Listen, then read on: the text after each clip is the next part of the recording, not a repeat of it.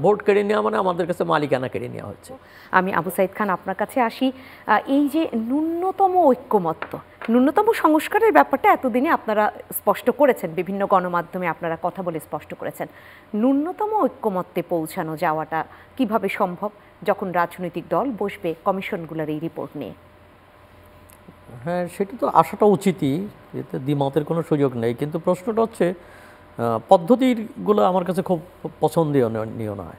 কেন, প্রথম অধ্যায়ে আমরা কি অর্জন করেছি সেটা কিন্তু স্পষ্ট না। হ্যাঁ, কতগুলো কমিশন রিপোর্ট দিয়েছে, কিন্তু সেই রিপোর্ট দিলে সে রিপোর্ট তো হতেই পারে এটা একাডেমিক কাজ হয়েছে, কিন্তু সেই রিপোর্টের ভিত্তিতে যে রাজনৈতিক ঐক্যমত্য দরকার বিভিন্ন দলের সঙ্গে, এই কাজটা কিন্তু হয় নাই। এবং এর জন্য যতটা সময় দেওয়া উচিত ছিল, এর জন্য যতটা ইন্টারাকশন ছিল, যতটা বৈঠক দেওয়ার ছিল, সেটা হয় নাই। মনে হয়েছে যে বৈঠক দিয়ে তার বক্তব্য দিয়ে ছেড়ে দেওয়া হচ্ছে, কিন্তু এটা রাজনৈতিক দল কারা কিভাবে গ্রহণ করছে এবং সেখানে কতগুলো কমন জায়গাতে পৌঁছবার জন্য যে কাজ, সেটা হয় নাই।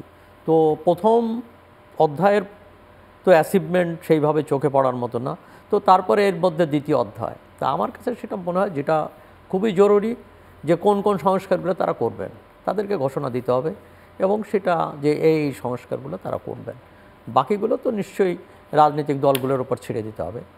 তো সেখানেও যদি একটা হতে পারে যে রাজনৈতিক দলগুলো যারাই ক্ষমতায় আসুক, তারা একটা সনদ, জাতীয় সনদ কিংবা জাতীয় অঙ্গীকারনামা করতে পারে যে আমরা এই কাজ করব। তো সেইটা একটা হতে পারে, সেই জন্য যে সময়টা দেওয়া দরকার সেই কাজটা হচ্ছে না। যেমন একবার 90-এর গণ অভ্যুত্থানের প্রাককালে সেখানে 3 জোটের রূপরেখা ছিল, একটা কমিটমেন্ট, ত্রিদল। হ্যাঁ, তো 3টে জোট, তারা 3 জোটের রূপরেখা তৈরি করেছিল। তো সেই রূপরেখার ভিত্তিতে পরে সরকারগুলো অগ্রসর হয় নাই, সেটা অন্য জিনিস, কিন্তু অঙ্গীকার একটা ছিল।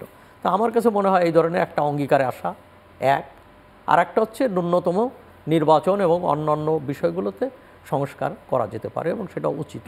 যেমন ধরুন যে কতগুলো জিনিস, নির্বাচন কমিশনকে সাজানো কিংবা প্রশাসনকে সাজানো, এর জন্য তো কোনো সাংবিধানিক প্রস্তুতি দরকার নেই, এগুলো এবং এগুলো ব্যাপারে কারো আপত্তিও নেই। তো ধরুন আমার কাছে যেটা মনে হয় দুটো জায়গায় অ্যাড্রেস করা উচিত, তার ভিতর গতকাল ডক্টর মোহাম্মদ ইউনূস একটা বলেছেন, আইন শৃঙ্খলা পরিস্থিতির উন্নতি। তো এইটা 1 নম্বর প্রায়োরিটি পাওয়া উচিত, উনি যথার্থই বলেছেন। আর একটা হচ্ছে দ্রব্যমূল্য নিয়ন্ত্রণের মধ্যে নিয়ে আসা, মানুষের ক্রয় ক্ষমতার মধ্যে নিয়ে আসা। মানুষের যে ক্ষোভ, যে বিস্ফোরণ রাজপথে ঘটেছিল জুলাই ও আগস্টে, তার মূলেও কিন্তু এটা ছিল। ছাত্ররা বৈষম্য বিরোধী, বৈষম্য তারা কোটা তুলে দেওয়ার দাবিতে আন্দোলনে নেমেছিলেন, কিন্তু এখানে দোকানি, কিরানি, পিয়ন, সাধারণ মানুষ, বস্তিবাসী, শ্রমিক, কিরানি, তারা কেন নেমেছিল? তাদের নেমে থাকার পিছনে হচ্ছে যে দ্রব্যমূল্যের সঙ্গে তারা পাল্লা দিতে পারছিল না, যে দ্রব্যমূল্য সাধারণ মানুষের ক্রয় ক্ষমতার বাইরে চলে গিয়েছিল, আয় বাড়ছিল না, মুদ্রাস্ফীতির কারণে দ্রব্যমূল্য যেখানে গিয়ে দাঁড়িয়েছিল কেউ সেখানে মোকাবেলা করতে পারছিল না, পাল্লা দিতে পারছিল না, এইটা একটা।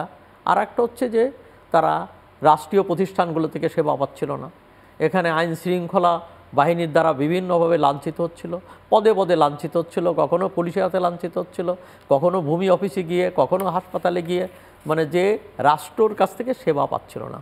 তখন জনমনে একটা ধারণা হয়েছিল যে এই রাষ্ট্র মালিক আমরা না, এই রাষ্ট্র মালিকানা হতে হলে তো আমাদের ভোট দরকার, ভোট কেড়ে নেওয়া মানে আমাদের কাছে মালিকানা কেড়ে নেওয়া হচ্ছে। এবং সেই মালিকানা ফিরিয়ে আনার জন্য রাজনৈতিক দলের সঙ্গে সাধারণ মানুষ ছিল। তো এখন আমার কাছে যে জিনিসটা মনে হয় যে 3টে গুরুত্বপূর্ণ জিনিস দরকার, একটা হলো আইন শৃঙ্খলার উন্নয়নটা দরকার, দ্রব্যমূল্যটাকে নিয়ন্ত্রণে নিয়ে আসা দরকার, আর 3 নম্বর হচ্ছে নির্বাচনে যাওয়া।